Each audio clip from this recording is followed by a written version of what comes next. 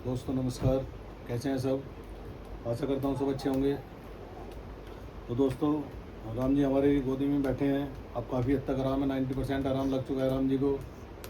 बेटा भी काफ़ी हद तक ठीक हो चुका है, पत्नी भी ठीक हो चुकी है, और आर्यन सिंह जो वीडियो बना रहे हैं ये भी ठीक हो चुके हैं। लेकिन राम जी को अभी थोड़ी खांसी है। तो दोस्तों, एक हफ्ता पहले इन्हें वायरल हो गया था पूरे परिवार को। मैं अपनी ड्यूटी पर था, तो ड्यूटी पर मुझे पता चला कि तीन बच्चों को और पत्नी को वायरल हो गया है। तो तुरंत मन एकदम टेंशन में आ गया। तुरंत मैंने छुट्टी अप्लाई की। छुट्टी करने के बाद 4-5 दिन की छुट्टी लेकर मैं सहारनपुर अपने बच्चों के पास आया और बच्चों की ट्रीटमेंट कराया, डॉक्टर के यहाँ ड्रिप लगाई, एडमिट कराएं। उसके बाद काफ़ी परेशानियों से जूझने के बाद हमारे राम जी आपके बीच में हैं और हमारे बच्चे परिवार आपके बीच में है। आप सभी का बहुत बहुत धन्यवाद, इतनी दुआ करने के लिए, इतना प्यार और आशीर्वाद देने के लिए। बहुत प्यार दिया आप लोगों ने, बहुत दुआएं की राम जी के ठीक होने के लिए, परिवार को ठीक होने के लिए। तो दोस्तों, अपना प्यार और आशीर्वाद ऐसे बनाए रखें। अभी राम जी को थोड़ी खांसी है, ये भी जल्दी ठीक हो जाएगी। आप अपना आशीर्वाद ऐसे ही बनाए रखें। तो दोस्तों, कुछ मुसीबतें ऐसे कभी कभी घेर लेती हैं, उनसे कभी घबराना नहीं चाहिए, बल्कि उनका डटकर मुकाबला करना चाहिए। पत्नी भी मेरी ऐसी हो गई थी, उठते हुए भी चक्कर आ रहे थे। तो उस समय मेरी महत्वपूर्ण ड्यूटी और मेरी महत्वपूर्ण जिम्मेदारी ये बन जाती है कि मैं अपने बच्चों के साथ साथ, अपनी ड्यूटी के साथ साथ अपने परिवार की देखभाल करूं।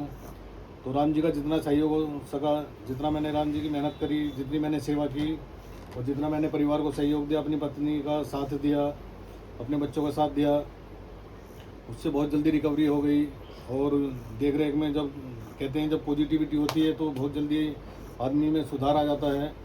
तो इसलिए सभी, अगर कोई भी गंभीर परिस्थिति आ जाए, उसमें अपनी पॉजिटिविटी बनाए रखें, क्योंकि एक हमारा आत्मविश्वास और पॉजिटिविटी हमें एक जीने का रास्ता देती है, हमें आगे बढ़ने का मौका देती है और हमें सही रास्ते पर चलने का राह दिखाती है।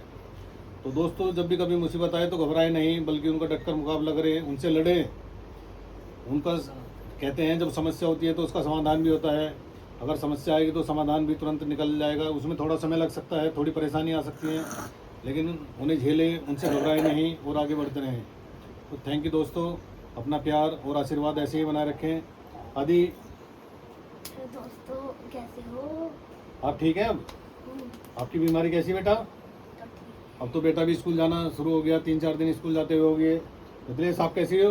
हेलो सभी को नमस्ते। अब ठीक है, आराम है पहले से, लेकिन आज ड्यूटी जा रहे हैं तो चिंता हो रही है। रात में अकेले कैसे लेके बैठूंगी राम को। 4-4 बजे हम दोनों ही बैठ जाते थे, दोनों ही सेवा में लग जाते थे राम की, लेकिन अकेले में बहुत दिक्कत होती है।